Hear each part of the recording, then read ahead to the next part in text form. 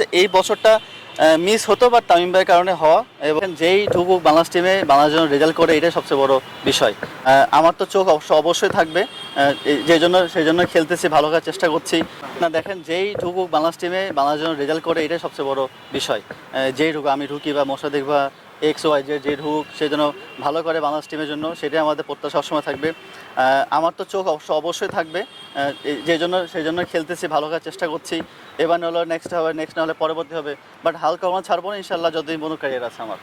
Dhaka premier league সবচেয়ে বড় tournament বাংলাদেশের, এরপরে বিপিএল হয়। যে ঢাকা প্রিমিয়ার যদি ম্যাচ নাই হয় তাহলে আসলে অনেক ক্রিকেট প্লেয়ার যারা আছে নিচে লেভেলে তারা টাকাটা পায় না বা একটু পারিবারিক সমস্যা হয়। বাট আমার কাছে মনে হয় ঢাকা প্রিমিয়ার লিগ হওয়া সবসময় উচিত।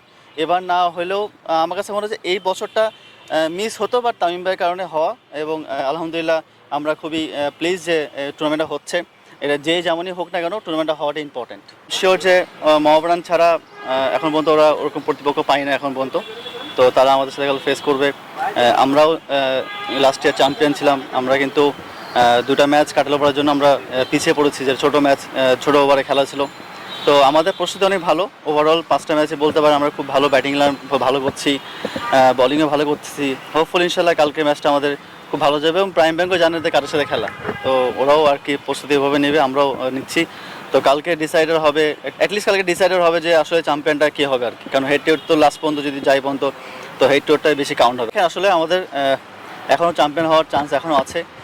প্রাইম ব্যাংক 5টা জিতেছে, তাদের সাথে যদি আমরা বিট করতে পারি তাহলে আমরা হেড টু হেডে আগে থাকবো। তারপর মোহামেডান লাস্ট ম্যাচ আছে, এরপর যদি কোনো ম্যাচ আমরা না হারি আর যদি অঘটন না ঘটে, আমরা অবশ্যই চ্যাম্পিয়ন হয়ে থাকবো সবসময়। না অবশ্যই, মোসাদ্দেক তো 14 বছর ধরে খেলতেছে, আর ওর সব কিছুই মুখস্থ আবাহনী সম্বন্ধে, ম্যানেজমেন্ট থেকে শুরু করে সব কিছু সম্বন্ধে।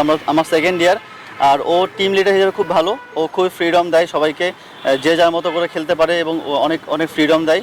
ও খুব ভালো ফর্মে আছে, আমাদের মিডলের ভালো একটা সাপোর্ট দিয়ে সবসময় ভালো খেলছে আমরা। তো আমাদের যে অবস্থা এখন আপাতত আছি, আমরা যদি কালকে থেকে আবার স্টার্ট করি ভালো মতো, ডে বাই ডে বা ম্যাচ বাই ম্যাচ যদি স্টার্ট ভালো করতে পারি, তো আমরা চ্যাম্পিয়নশিপ থাকবে। আসলে ট্র্যাকে তো সবসময় ছিলাম, কখনো অন অ্যান্ড অফ ছিলাম কখনো। তো আলহামদুলিল্লাহ ভালো হচ্ছে, যে কটা ম্যাচ খেলতেছি সুযোগ পাচ্ছি, ভালো খেলার চেষ্টা করছি। আর প্রস্তুতিটা ভালো হচ্ছে, যেহেতু আমি রাজশাহীর ছেলে, রাজশাহীতে আমি একটু ওভারঅল প্র্যাকটিস করি, আমাদের খোলা মাঠে প্র্যাকটিস করার সুযোগ থাকে।